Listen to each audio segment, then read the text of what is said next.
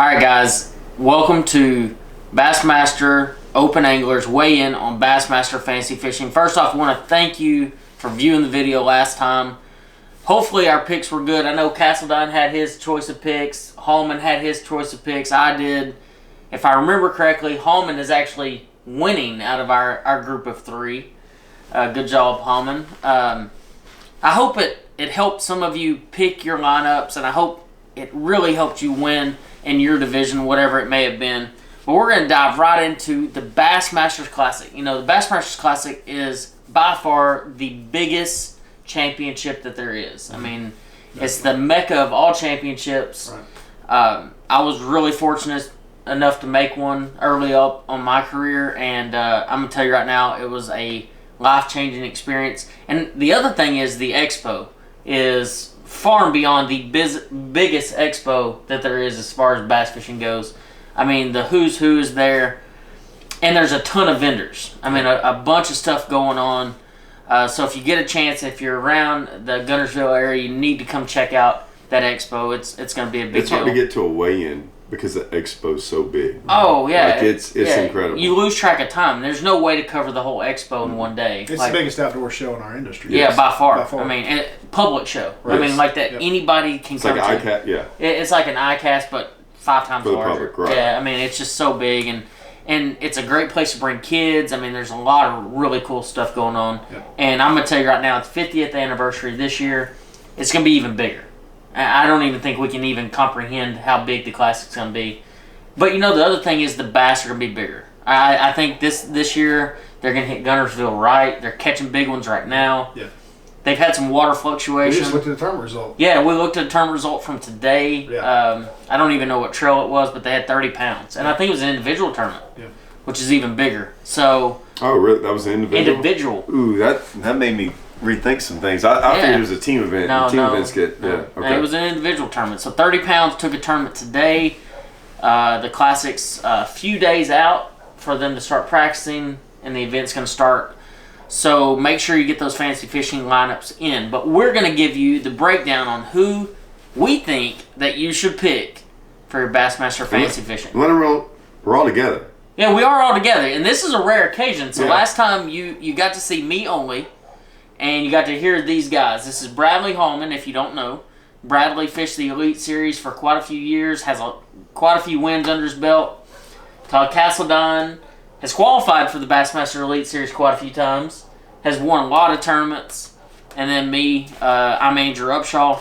Make sure you follow all of us on YouTube. We all have YouTube channels. We all work together. We try really hard to bring you the best content that we can deliver to you as far as fishing tips, how to catch more bass, and to learn new things about fishing. And that's why we're all here. We're really here. Let's get on what we really did today. We're all down here at Sam Rayburn, and we got to be part of the thumping that was a 49-pound stringer on Rayburn. Yeah. 49 pounds. 5 fish, 49 pounds. We all came to the weigh-in today, and we're like, what's leading? Oh, just 49 pounds. Yeah. We thought they were kidding. It's a Texas Team Trail event, so it's the biggest event. That's fine. So it's the biggest event on Rayburn of the year, usually over 300 teams. And so y'all two teamed up to fish it this year. Me and Russell Cecil fished it. But yeah, 49 pounds won that thing. Just to give y'all a clue, they had a 12, an 11, 2 9s, and an 8. And here's the crazy part: they still didn't even win big bass with 49 pounds. Like that's what kind of weight got brought in. The weights were okay. There was a couple good ones, and then it kind of dropped off. But I mean, 49 is. I've been fishing around. I know it's the biggest stringer ever on Rayburn. It might be one of the biggest stringers ever in Texas. The moral of the story, we can't figure out if there's a stringer bigger than that almost anywhere. Well, the reason that I bring it up is because the Classic's going down on a place that is capable of putting out that kind of weight. 49 would be 49 giant. We're talking all time. We're talking all time. Maybe 3 biggest weights in history. I know that I fishing. competed in an Elite Series event there once that I had 21 or 2 pounds the first day out of 100 guys, and I was right around that 50 cut with 21 or 22 pounds. I mean, it's a magical place. Like, I remember fishing a few years ago, and we hit it at an awful time. I mean, absolutely awful. We had a bad cold front roll in. It was this same exact time of year. but we still caught them. Yeah. I mean, we still caught them. They're going to catch them. They're going to catch them. There's going to be some big bags weighed in. It's going to be a good classic. It's a borderline, like them trying to move up. It's going to be true pre-spawn. You know, last time that they had a classic at Guntersville, they were starting to catch them where they were truly pushing up in those mats, and like Jordan Lee caught quite a few flipping. Randall Tharp lost that giant in a tree. I remember that one as a big 10-pound bass. Like, I mean, they started catching them. You should catch them too. Most there's not a ton of sight fishermen out there like that really want to sight fish. So like usually, if you catch them right before they're about to get on beds, is usually when you sometimes catch some of the biggest bags. That's what we're probably 2 weeks away from them getting on beds here, and that's why these big bags show up, because they get in that water that everyone can catch them at. So it's gonna be a good one. Yeah, I think it's gonna be good. But let's dive right in. We'll dive into the groups, and we're gonna show you who we're gonna pick and talk about that exclusively. So last time we started with HALLMAN'S. Yeah, let's do it. And every time, let's go ahead and start with CASTLEDINE. Group A, who do you got? I'm not gonna lie, this one, the classic in Guntersville is way harder. And like we said, Florida was pretty obvious, and like they had a good, you know, weather-wise, you kind of knew what you were getting into. Rain, you said it's been raining down there. Yeah, it could be muddy. So there's a lot of, I'll be honest, I don't know what to do with this one. The first group, we all kind of talked about, we don't know who's everyone's picking. But the first group is probably the hardest. I went safe, guys. I went Scott Canterbury. Just because he's been kind of catching them, he's from Alabama. I just went a really safe pick there. Yeah. And that's all I got to say. I was really honest about that. I just went safe. Who you got, Bradley? You don't want to go for Dave? No, you got to go for it. I don't care. Seriously. No, go for it. I'm going to take Heron.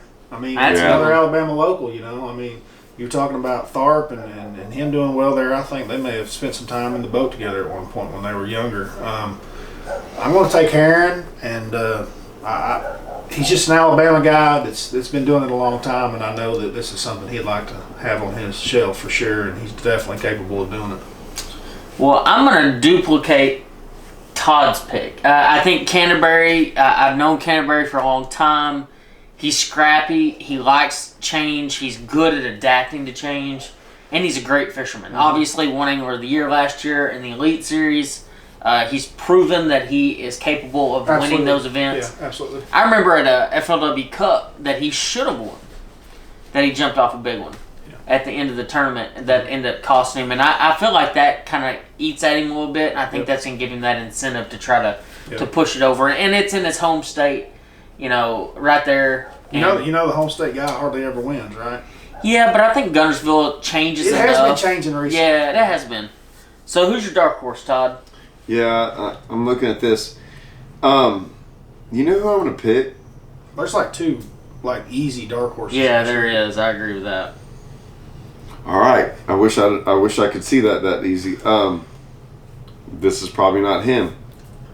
Keith Combs. Okay.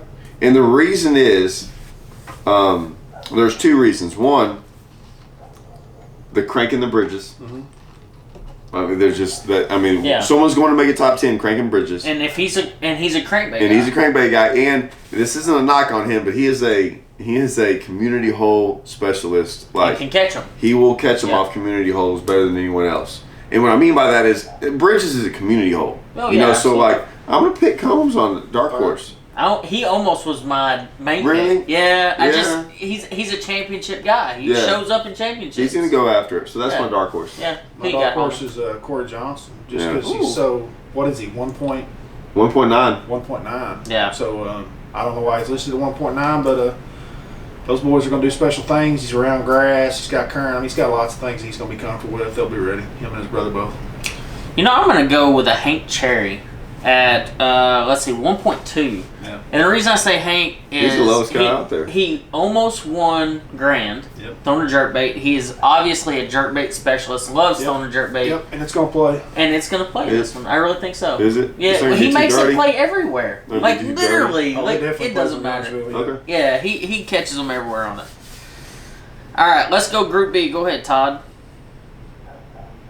Man, that's a hard one, too. Huh? It's a hard one, too. Yeah. You already picked the one. I picked again. Did you?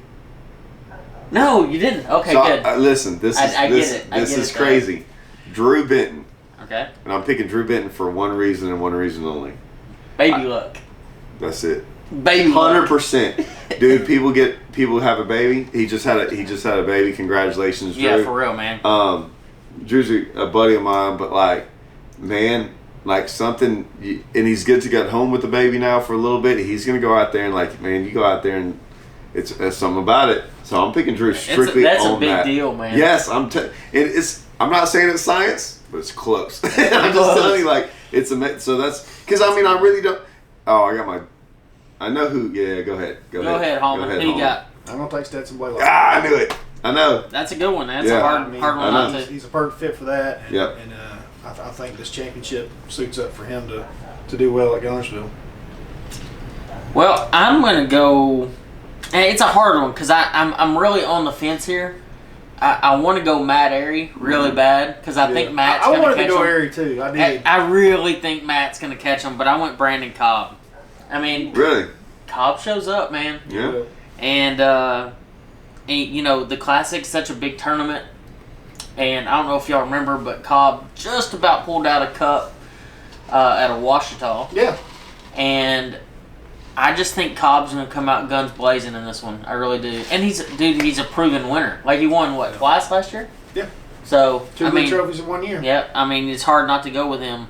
But I think either one, or even a John Cruz. John Cruz is not a bad pick. Yeah. John's been on a hot streak here lately. Owner of Missile Baits. Like, he's going to have some special bait that he's going to throw there that he just made. I promise you the guy's going to catch them too, so... but I'm still going Cobb. I think he's my pick. Good pick. Who's your dark horse? Drew Cook. Okay.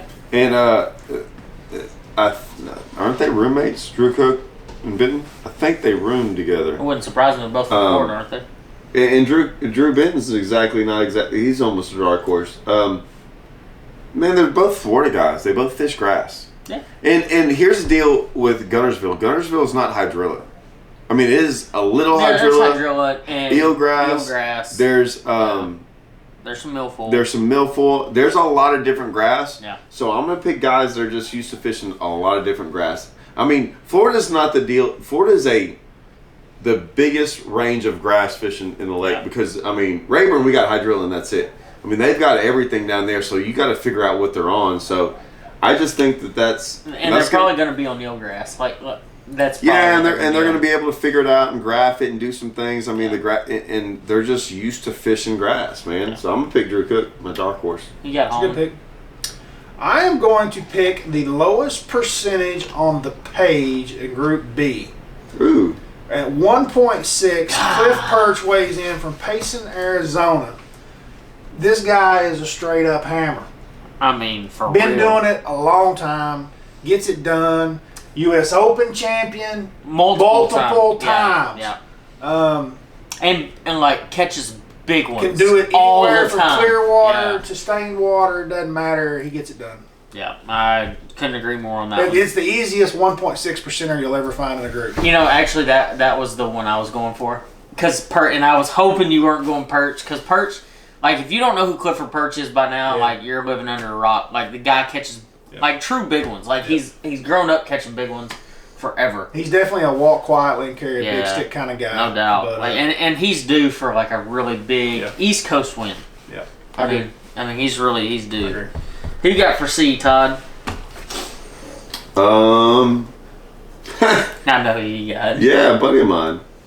Man, David Mullins. The whole cranking man. Listen, every time I go down there, the last one they had down there, I know Hartman caught him on top water and some guys, but that was in the it's a different time of year. Way different deal. So I'm picking guys that are gonna crank. I mean, Randy Howe, already won one cranking down there. Yeah. I just think Randy Howe. This is simple, guys, but it's being honest. Randy Howe caught him on a red crankbait. Yeah. Dave Mullins goes down. Catches him on a red crankbait at we fished on the tour. I can't even think of the one you won on. Lanier. He went there and caught and made a top 10 on a red crankbait. I know that's simple, but like it really is. Like he's gonna catch him on a red crankbait down there. Yeah. And so I was like, Mullins is going to figure it out down there, I think. So that's my pick. I'm going to go with Forest Wood Cup champion, Clint Davis. Yeah, and that would be pretty cool just to see Clint with both trophies. Not many men on walking the planet with both of those. That'd be pretty special. And he's from Alabama. That's strong. Well, I'm going to go with Chad Pipkins. Okay. And I like Chad. If any of you watched, and I know you probably did, Lake Fork last year was leading after day 1. I want to say maybe even leading after day 2, throwing his DC plug that Demiki makes. Yep. And, I mean, the guy can catch them cranking really good. Along the same lines of, I think he's a strong cranker. I think, and he's only owned at like 5.9%. I think he's a solid pick. That is a solid pick at 5.9. Who you got, Todd? Dark horse. I really want to ask y'all about Patrick Walters. Dark horse. And I know I'm not picking Patrick. He's not a dark horse in this. No, I'm not picking Patrick in this. I'm at because he's 33. Honest question: Why is he so high? Well, he's been on like a major hot streak. Other than that, I think that's what it is. Okay. I think just it's I didn't know if I was streak, missing something about Guntersville and him, or had he had some past experience there. Okay, he's just done really good. Man, and good job, Patrick. I used to fish against you in college. Yeah, I mean, I'm just asking if I didn't. I didn't know. I know he's good at certain places. I didn't know why. That I mean, he is like dominating. Oh yeah, Group C. That group, yeah, absolutely. Man, to be honest with you know what? I'm pick. Don't even pick who I'm gonna pick. Okay, I'm gonna go with Lee Livesay. Golly, I knew you were gonna pick him.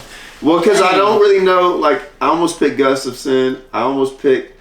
There's some guys in there that I kind of want to, but Lee had a little dramatic last year on catching some fish out there. That was at St. John's. Yeah, well, I know, but I mean, he used his rod to like dip up under the dock. Man, it's the classic. Sometimes he might just want to step up and do some more magic. When he's from Fork. So, I mean, he's used to catching big ones. Yeah. And that's a big deal. Like, it is a big deal. In your head, if you're not getting stuck on 3-pounders or 4-pounders. He's on Fork smashing them right now, like he has, like on a red eye. He or I don't know if it's red eye. It was a picture of a gold, and he was one day. It was like literally yesterday. It was torn up. So I mean, he's getting ready. Oh, dude, he's ready. Yeah, I think that's horse. solid. Yeah, absolutely. Well, mine's the same reason. I'm going Jason Williamson. Yeah. I was thinking Williamson. He likes to Williamson. swing big baits, catch big fish. Yeah. He's been at it a while. Could be his time. Yeah, I agree with William. That's who I was thinking once he picked my dark horse. I gotta ride the Gussy train, man. That's who I was between. Yeah, you know, we all know how good he is. He can pick up a moving bait. He can catch them that way. If he needs to pick up a big stick, go flipping. He can go do that too. Yeah, I think that's it. That when you said don't pick it, that's when I changed. I think LIVESAY though. Yeah. I think that's a really solid dark horse right now. Who you got for D? Todd. This is the easiest one. Yeah, for me. I know who you got. Hanselman. I know. Yeah. And here's the reason why, man. That dude wins. Like, I know he hasn't won on the elites, but this is like, if any of y'all have ever looked up FLW Costas, the guy won. Like, this is not a joke. The guy won 3 regular season. When there was 3 events in Costas, right, a year in the division. He won all 3 of them in the year. Then went in the championship and won it. He won 4 in a row. Yep. That guy is not afraid to win a tournament, and solid. It would not surprise me. And he's from Amstead, guys. He throws giant swim baits. He cranks grass. He cranks grass. The giant swim bait thing is a deal because the giant swim baits down there do catch him. And let me tell you something. If anyone has any practice, it's him on Amstead. Man, he's due for huge. If he wins it, he'll win it by 20 pounds. It'll be something ridiculous. Yeah, I agree with that. Who you got, Hallman? Well, I was noticing that y'all thought that this was the easiest group for both of you. And quite honestly, for me personally, Group D is the most difficult. And it's part of why we're doing this show every time, because I personally don't always agree with the percentages. Well, and that's the whole purpose of this show. Yeah. Right. It's because we're breaking down because we know a lot of these guys. We inside, know most of the guys. We We fished know against, the like you lakes. fished against them in Yeah, college. yeah. Some of these guys I've grown up fishing with. I mean, we Yeah. kind of know their strengths, and then we kind of know that, like, you know, some of them don't. So I don't even really know. And since you're going to come back with me with a great or dark horse pick, dude, I'm just going to throw them both out there. I think Shane LaHue, we talked about him in the last episode. We all think that he's an extremely strong young fisherman. He's only at 4.8. And the opposite spectrum of him, so like, you know, you were talking about guys' strengths and stuff. I'm going to take a guy out of Table Rock, Missouri who fishes rocks and clear water, and that would be where he's from. Right. This guy's been on tour for 20 years. And That's a solid I pick. watched him lead almost wire to wire and had some misfortunes at the very end in a Florida tournament flipping. Brian Snowden, been doing this a long time. Guntersville's a place he's been numerous hundreds of times in his life. So yeah. I like them both. And this is a tough group for me. So those are my two picks there. I'm actually going with a Todd Otten. Yeah. And mainly just because he's next to like a couple of guys that we all know, like a Brett Hyde or something. I would Right. say he's like right up there with the chatterbait king. Absolutely. He keeps one in his hands all day, and we talked about it. Even this week, we talked about a chatterbait catches big ones. Yeah. It just does. Just didn't catch it for us. We didn't catch it this week, but like we didn't keep it in our hands either, and Todd would have. Yeah. And I think at this event, a little bit dirtier water. Like, what would I have done? And I think he's a big pick. But actually, my real pick was Ray Hanselman because I just big fish Ray Hanselman. Have we gone three or five? Have you wanted to pick three of mine? Yeah, basically. It's because you're both Texans. We're both No, pick- well, I mean, yeah, I wanted to basically. pick three of yours last. Like, I know, changed I some know. of mine. It's hard, man. It is. Hanselman's It's hard so to go hard last. because like he just golly, like he either doesn't have the best tournament or he wins. Yeah. Yeah, he's Like and he's people don't so know. due on the Elite Series. Like so due. When Like he gets it going, he's the scariest guy out there, man. oh yeah, Yeah. by far.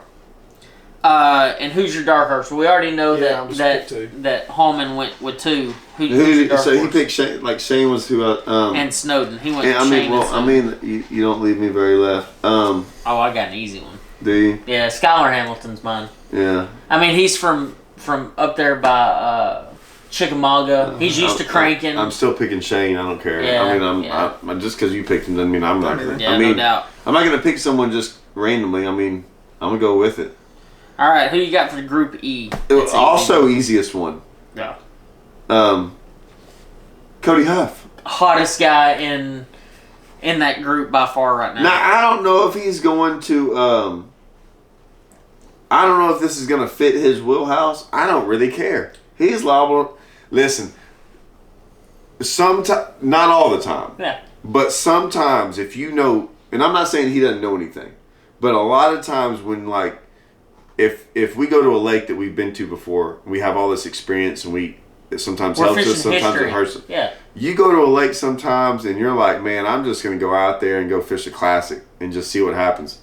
Dude's liable to freaking just, next thing you know, he's killing it. Yeah. And he's liable to do really bad or really good. Yeah, I And agree. he's liable yeah. to do really good. So that's my pick. I mean, he went and won 2 tournaments on Toledo Bend, Never back to been back, college tournament, and then Did his thing. and then series. Didn't tournament. listen to anybody that Yeah, did his just thing. went did whatever he I wanted like, to do. man, Yeah, hey, that's awesome. you got my respect when you do your thing. Yeah, and I'm always gonna support the college guy. Like, I mean, I want him to succeed and win. Yeah. So I'm a Cody Huff as well. I can't not pick him. So, who do you got, Hallman?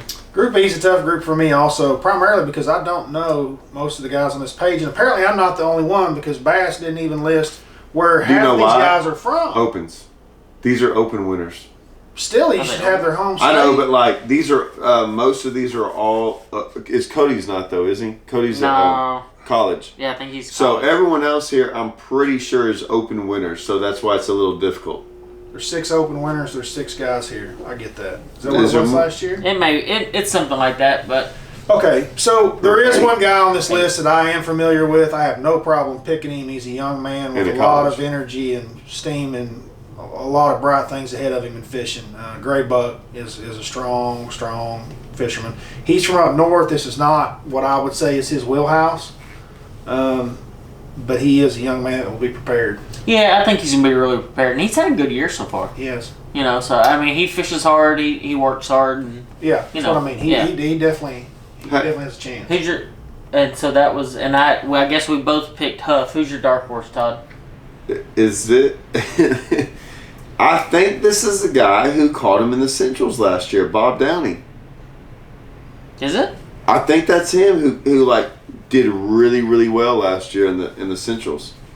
I don't know anything about him, dude. I mean, I just click on his name because that's the cool thing about this page is you can click on anybody and look see. I paid attention that like we were really paying attention last year to who was going to make the elites, right? Yeah. And we were watching John Cox leading both divisions at one point in time and all this stuff. Yeah. So I really was interested in that last tournament on your lake on Grand. Yeah. To see and like the guys that were in the top 10. They all made the top 10 at Grand. Like, they caught him again in a tough event. Bob Downey was one of them. So, like, I guess he won one. He's from Wisconsin. Man, Did he not win Grand? He won Grand. Did he win Grand? He won Grand. Hey, Yep. There you go. I thought that was right. Is that who won it? Yeah. But he was already doing good. Yeah. That's my pick, Bob Downey. Who you got? I don't know that I even have a dark horse in this group, man. I can't pick one of those guys that I would know. I mean, I would just be throwing a name out there that I really am unaware of. Daryl Gleason from Toledo. I was thinking about Gleason just because he's from East Texas and he's got the grass thing down. No, he's got the deep stuff down. But I mean, the deep stuff at Guntersville, they have it. Like, I know they have it. I mean, I just. But you know, I know Gleason pretty well. Yeah, we all know Gleason really well. I think he can go pick up a trap and go do it. No, he could. And I think he's still going to have an upper leg on some of the guys that don't know anything about the trapping stuff. Or throwing a crankbait on grass. Yeah. Like, he still knows the game. And I think he's a really good You tend to see guys that are from this East Texas, Rayburn, Toledo area play well at Guntersville because it translates well. I've been to Guntersville once, and it is not like Florida. Like, I go to Florida and it's totally different. I go to Guntersville and it's like, it's like Rayburn. Yeah, like 2.0. it makes sense. It translates. Big time. If you look at results, and I used to follow it all the time, especially as a young angler. Like, I wanted to know where guys were hot. You could look at guys like Faircloth, Niggemeyer, all these guys that are Texas bred that would fish the Elite Series, and they might do terrible in Florida. But at Guntersville, they always caught them. I've noticed places where guys translate, and I'm talking about the Rayburn bunch or the East Texas bunch. Lake Seminole is a place that translates really well with East Texas guys. Yeah. You see that play there too. And Guntersville's a lot of that. We caught them, like it's got grass, it stays pretty flat and shallow, and it's got current blowing through it, which is not the current is really the only thing different. But it's got edges. It has edges. And that's the difference between Florida. Like, that's why Florida is always still. I do decent in Florida, but Guntersville, I went there and I was like, got it. Yeah. Like I'm not saying I did good, but I mean, within an hour, it was like I know what to look for. This is how it's set up. And I think that's what gives Gleason a little bit of an edge. That's true. He's going to be very comfortable when he shows up. Yes, agreed. And that makes a big. And like I'm gonna tell you right now, like.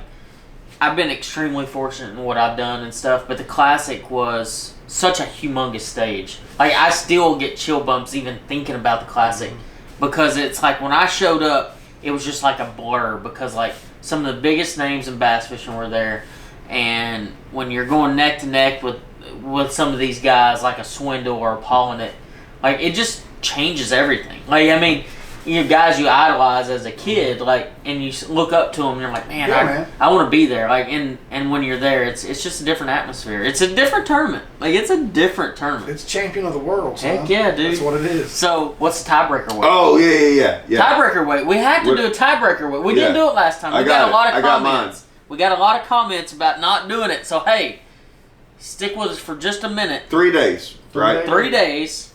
What you got? God, it seems kind of high and then kind of low. 71.3. 69.8. Wow. I went 68.8. Wow, dude, that's pretty impressive. We were that close. So 71.3, 69.8, and I went 68.8.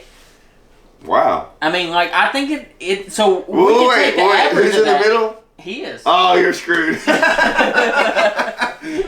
Like that's like I would pick $1. $1. No, but all right, guys. Appreciate it again. Thank you for watching this.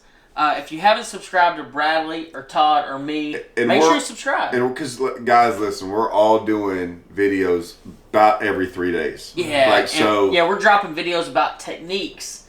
And we're about to all be together. Like our next videos with all of us together.